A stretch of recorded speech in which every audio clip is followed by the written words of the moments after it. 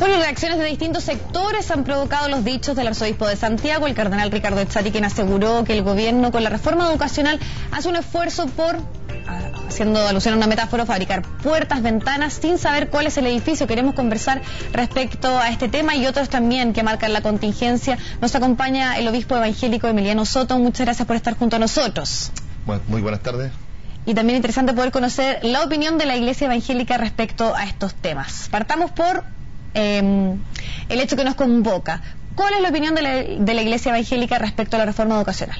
Bueno, en realidad creemos que, si bien es cierto, existen algunos elementos importantes en la reforma educacional que van a ser definitivamente corregidos, pero nos preocupa también, por otro lado, el hecho de la esencia de lo que significa la educación, en el sentido de cautelar lo que es educar el ser. Y dentro de eso nosotros tenemos una constitución del ser, tanto la Iglesia Católica como los evangélicos, en el sentido de qué significa la formación del ser. Y ahí hay un elemento que para nosotros resulta imprescindible resguardar, entendiendo que el ser humano es espíritu, alma y cuerpo. Por lo tanto, en la formación, no tan solamente de los valores emocionales o los valores que conllevan al ser persona, sino el elemento espiritual, que debe ser cautelado de una forma importante.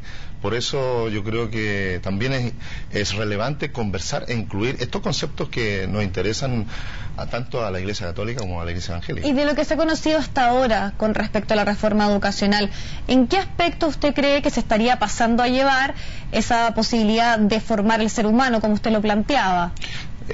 Lo que nosotros creemos definitivamente de que ha faltado un poco más de conversación, de diálogo con la diversidad de las iglesias para profundizar exclusivamente estos temas de la profundidad de lo que significa la educación, porque si bien es cierto, tanto el término del lucro, que debe ser un logro importante, o el término del copago, o el término de la discriminación, que son parte de un gran andamiaje como es la reforma de la educación, son elementos tremendamente importantes que hay que considerar y hay que corregir definitivamente. ¿Ustedes respaldan esos tres ejes entonces? ¿Están de acuerdo con ese énfasis? Lógico, esos tres ejes deberían ser corregidos porque, digamos, no en vano hemos tenido en Chile estos últimos años el hecho del pronunciamiento de la ciudadanía con respecto a lo que es el término del lucro, el término de la segregación al interior de los colegios y lógicamente el término del copago.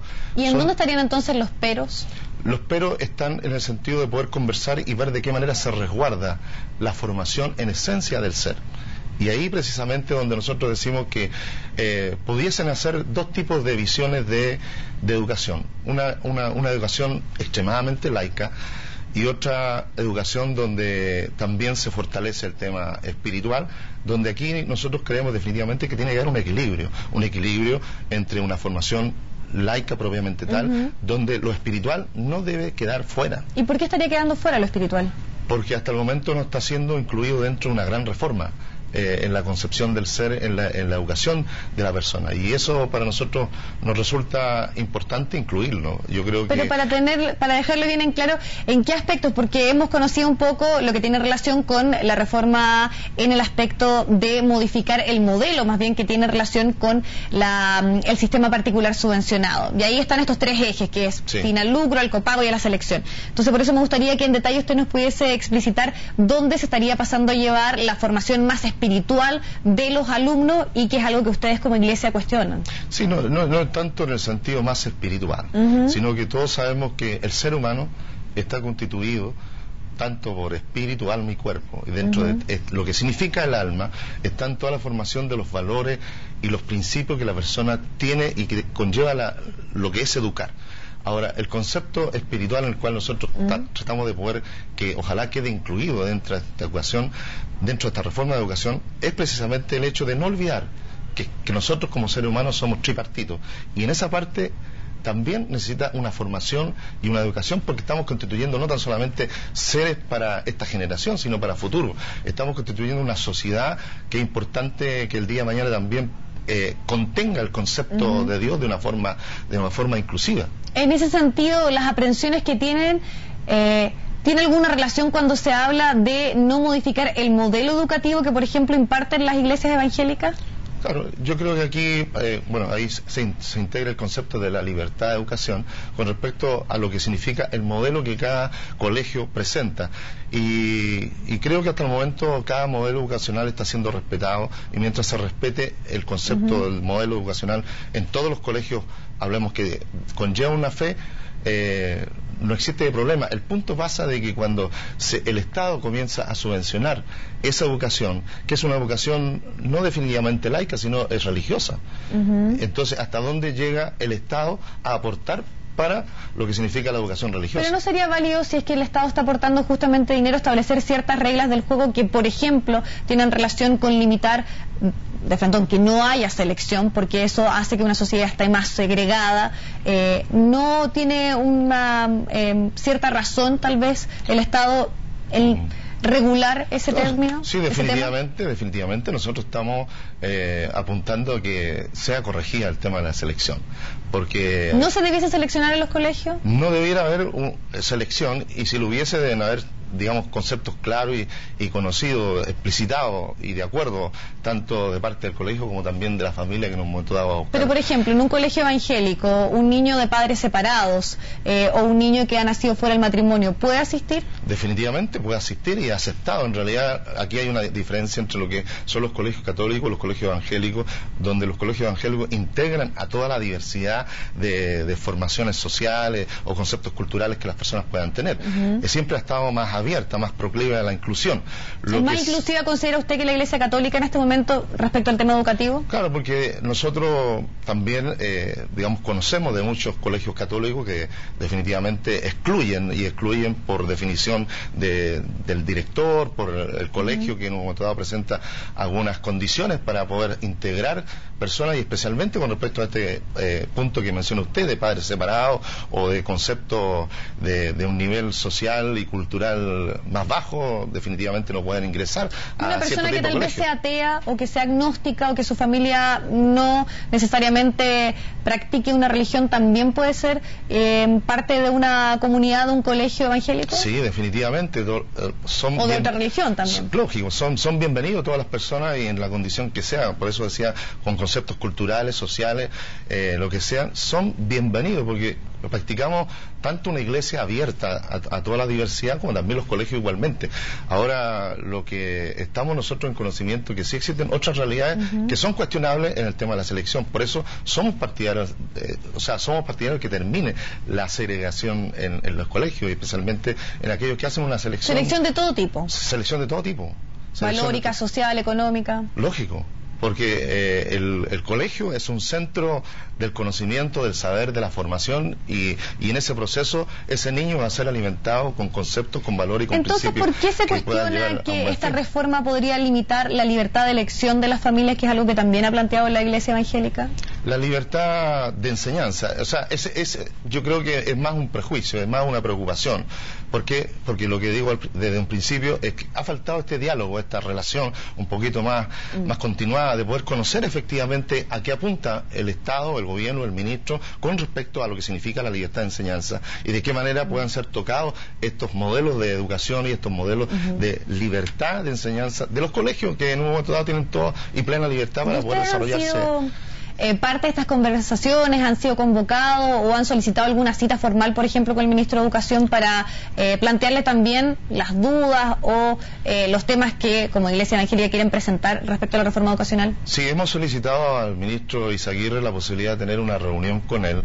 Hemos tenido reunión con el señor Seremi Felipe Melo acá en Santiago, pero la idea es poder tener un gran encuentro. Probablemente en algunos días más vamos a tener un encuentro específicamente para poder conversar estos importantes temas. Lo que uno puede detectar es precisamente una preocupación de muchos profesores, de muchos directores de colegios particulares subvencionados y colegios que definitivamente son de la fe evangélica, que están preocupados por la reforma, por lo que viene, y yo creo que de esa manera se van a botar una cantidad de mitos y también de algunos conceptos y algunos prejuicios que se han venido levantando, porque al final yo creo que la comunicación y el diálogo hace fructífera un proceso que al final todos queremos que en un momento dado la educación en Chile también tenga una reforma. ¿Ha sido mal comunicada esta reforma?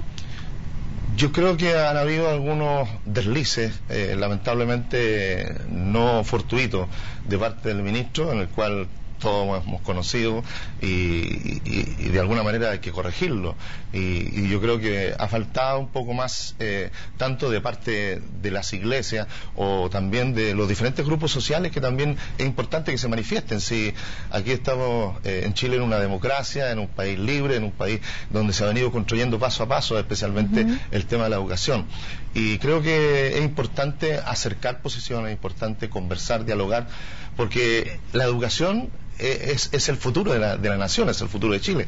Entonces, ese es el motivo por el cual nosotros necesitamos urgentemente este diálogo.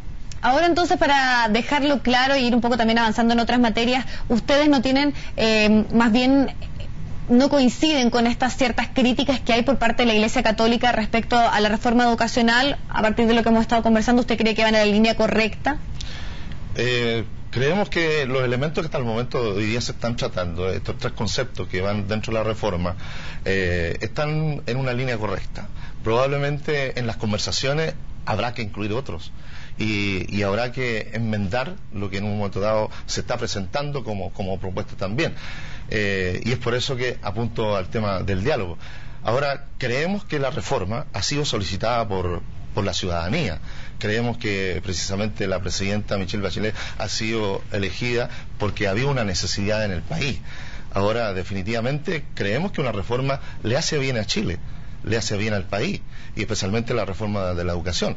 Entonces, queremos que este tiempo histórico para Chile sea bien conducido, sea bien dialogado, cosa que al final todos los grupos sociales tengamos una real participación y presentación de nuestros temas. Y por lo tanto, ustedes van a estar en la línea de tratar de ser parte de estas conversaciones prontamente y establecer ahí algún tipo de injerencia respecto a lo que se discuta también en otros temas que tienen que ver con la calidad, etcétera, ¿no? Para nosotros es muy relevante que el ministro nos pueda escuchar, que la presidenta pueda también escuchar al mundo evangélico y lógicamente hacer todas las presentaciones que sean necesarias para poder de alguna manera interlocutar y canalizar propuestas de directores de colegios evangélicos, de profesores también que están llevando adelante un trabajo importante en formación valórica, que es otro tema que en un momento dado también se resguarda, y poder ser claro frente a la autoridad. Ahora me gustaría también conversar con usted otro de los temas. Dentro del programa de gobierno hay una serie de avances que se quieren hacer en materia de los denominados temas valóricos en algunos casos. Por ejemplo, durante esta semana se ha estado debatiendo si se deben entregar o no la píldora del día después a menores de 14 años, si se les debe consultar, por ejemplo, a los padres. ¿Cuál es la opinión de la Iglesia respecto a este tema? ¿Se debe entregar en los consultorios la píldora del día después? Bueno, cuando se planteó este tema inicialmente en el anterior gobierno de la presidenta Bachelet, siempre se habló de que la píldora el día después era una píldora no microabortiva, y de esa manera quedó establecida en la ley. Por lo tanto, nosotros entendíamos y lógicamente creíamos que esta píldora era posible entregar a cierto tipo de personas que pudiesen cumplir con un requisito de edad para poder hacerlo de una forma responsable. Ahora, en esta segunda etapa, cuando se dice a menores de 14 años, también nos preocupa la distribución cuando se hace a personas que todavía no están en condiciones de asumir una responsabilidad tal en el tema sexual. Esa es una preocupación. Por lo tanto, ¿usted estaría en contra que se entregara a menores de 14 años? Solamente con el acompañamiento de los padres. Yo creo que es importante que los padres orienten, que la escuela, que las iglesias estén enseñando y educando, especialmente por qué se está haciendo este tipo de entrega. ¿Solo en el caso de menores de 14 o también en el caso de menores de 18 años? Solo menores, por ley son considerados a menores de 14 años, que sea siempre con el acompañamiento de los padres frente a un tema tan crucial como la vida de que pudiese estar por nacer. Ahora, otro de los temas que también están puestos sobre la mesa y que se quieren debatir es, por ejemplo, avanzar en la despenalización del aborto. Hay tres hechos ahí puntuales que tiene que ver el caso de violación, de que no se pueda continuar con la vida, la inviabilidad del feto, y además también cuando se ponga en riesgo la vida de la madre. ¿Cuál es la opinión de la Iglesia respecto a avanzar en este tema, a discutir? Bueno, siempre lo hemos dicho anteriormente, yo creo que nadie es partidario del aborto en Chile. Nadie es partidario que, digamos, muera un feto o el que está por nacer. Yo creo que hay que partir de esa premisa. Ahora, hay que entender de que en Chile hubo una ley de aborto terapéutico hasta el año 1989, del año 1931 en adelante.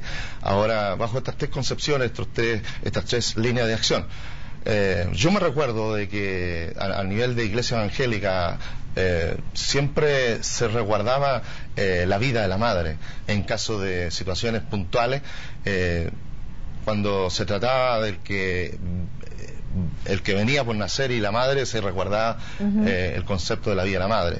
En esa sola y exclusiva situación, hasta el momento se ha conversado la posibilidad de poder conversar el tema. Ahora, en caso de violación, como lo ha dicho la Organización Mundial de la Salud y también las Naciones Unidas con respecto a este tema, hay que conversarlo, hay que analizarlo. ¿Ustedes están dispuestos a ser parte de ese debate? ¿Creen que se debe avanzar en una legislación? Porque muchos lo que critican hoy es que además esté penalizado, o sea, que una mujer que se somete a una situación que obviamente no necesariamente tiene que ser partidaria, además tenga la posibilidad de ir a la cárcel. Sí, hay dos formas de enfrentar los desafíos. O hacemos lo que hace la avestruz, de meter la cabeza debajo de la arena y no escuchar nada, o si no, enfrentar los temas. Y particularmente nosotros somos partidarios de enfrentar los temas, de poder plantear si la sociedad en su conjunto y los legisladores con respecto a lo que ellos están viendo en esta sociedad van a legislar con respecto a eso, los legisladores tendrán que hacerlo. Ahora, manteniendo por parte nuestra los principios y los valores que nosotros profesamos como creyentes y como iglesia. Como decía anteriormente, nosotros somos contrarios al aborto. Ahora, bajo determinadas circunstancias, la ley en un momento dado pondrá las acciones a realizar. Pero nosotros también defenderemos los planteamientos que a nosotros nos parece bien, o que en definitiva, al concluir este proceso, podamos decir, mira, nosotros no somos partidarios del aborto terapéutico en estas condiciones. Pero en alguno de estos tres casos ustedes consideran, porque usted lo planteaba, que en el caso de poner en riesgo la vida de la madre, sí consideran ustedes que podría ser válido que existiese una legislación en esta materia en nuestro país. ¿Qué pasa con los otros dos casos?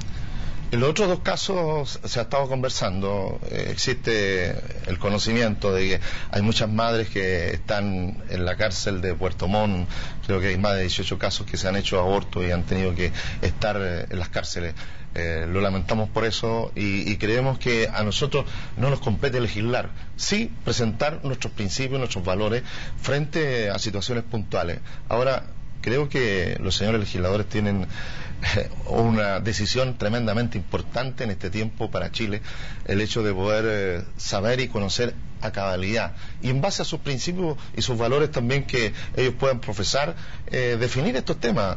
En realidad no tampoco se trata de poder echar la culpa a cierto tipo de personas que tienen la capacidad para legislar, pero también nosotros como entidades religiosas o gente de fe que tenemos una particular mirada a la sociedad y una particular mirada en estos temas valóricos, presentar nuestra propuesta, que normalmente es sí a la vida, no a la muerte. No estamos dispuestos a conversar con respecto al aborto abiertamente. Pero sí la Iglesia Evangélica considera que es un debate necesario en nuestro país. Exacto, sí, creemos que es un debate necesario y a compartir, porque en este tipo de situaciones siempre hay gente que quiere sacar ventajas comparativas con respecto a un tema tan importante como este, que hay algunos que bajo esta premisa del aborto terapéutico quieren hablar definitivamente y plantear el aborto abierto, y hay legisladores en esa línea. Nosotros estamos más por resguardar el concepto de la vida. Ahora, respecto al tema del acuerdo de vida en pareja, también ha estado avanzando en las diversas tramitaciones que tienen relación con el tema en el Poder Legislativo. ¿Cuál es la opinión respecto a este tema en puntual de la Iglesia Evangélica? ¿Debe en nuestro país tener la posibilidad, por ejemplo, que hayan uniones entre parejas homosexuales? ¿Que se pueda regular este tema? En realidad, a pesar de que puedan existir diversas opiniones dentro de la Iglesia Evangélica y diversos liderazgos que plantean esto, nosotros, nuestra filosofía, nuestro pensamiento, parte a través de lo que dice la Biblia, y la Biblia en realidad nos mandata con respecto específicamente al matrimonio que tiene que ser entre un hombre y una mujer. Eso está claro y sin discusión. Ahora, creemos que también, conociendo una realidad social, en el cual hay situaciones en el cual hay gente que se ama siendo hombre con hombre o mujer con mujer. El gobierno anterior, el gobierno del presidente Piñera, planteó el acuerdo de vida en pareja y se llevó casi a su aprobación en en todos los articulados, quedó solamente para ser aprobado ahora en el Senado, que ya como ley de la República. Ya se han dado todos los pasos. Nosotros hicimos presentaciones ante la Comisión de Constitución, Legislación y Justicia con respecto a nuestra posición, y nuestra posición era resguardar el matrimonio entre un hombre y una mujer. Tal vez los temas de herencia, tal vez los temas de salud u otros temas que en un momento dado dos personas se ponen de acuerdo para poder asumir una vida en común, si no están establecidos ya en la legislación vigente y se puedan dar, el legislador tendrá que definir con respecto a ese tema. Por lo tanto, a nosotros nos compete mantener una línea que es la línea bíblica con respecto a este principio del matrimonio. En el caso del matrimonio, pero de regular, por ejemplo, las uniones de hecho entre parejas homosexuales. Las uniones de hecho, por un lado, lo que se dice es que existen personas que ya lo están haciendo a través de sus propios contratos pero personales. Por ejemplo, temas patrimoniales, temas previsionales, en muchos casos con también. Respecto a los temas patrimoniales o previsionales, de salud o de herencia, existe actualmente herramientas en la legislación vigente el hecho de que sí las personas lo pueden hacer. Ahora, que existe única y exclusivamente para un porcentaje minoritario de la sociedad, porque hay que decirlo, hay un porcentaje minoritario de la sociedad que tiene esta forma de vida o se relaciona de esta manera o quiere unirse en el matrimonio. No hay que olvidarse que también dentro de esta realidad de uniones entre parejas del mismo sexo son personas que el porcentaje mínimo deben ser 1,5, 1,6% de la realidad de nuestro país. Ahora, si los legisladores están apuntando a esa legislación, allá ellos son responsables de lo que está ocurriendo en este país en el tema legislativo. Perfecto. Ahora, a nosotros nos compete resguardar los principios y valores de la palabra. Perfecto, le queremos agradecer muchísimo la posibilidad de conversar. Muchas gracias. Muchas gracias a ti. Nos vamos a la pausa y ahora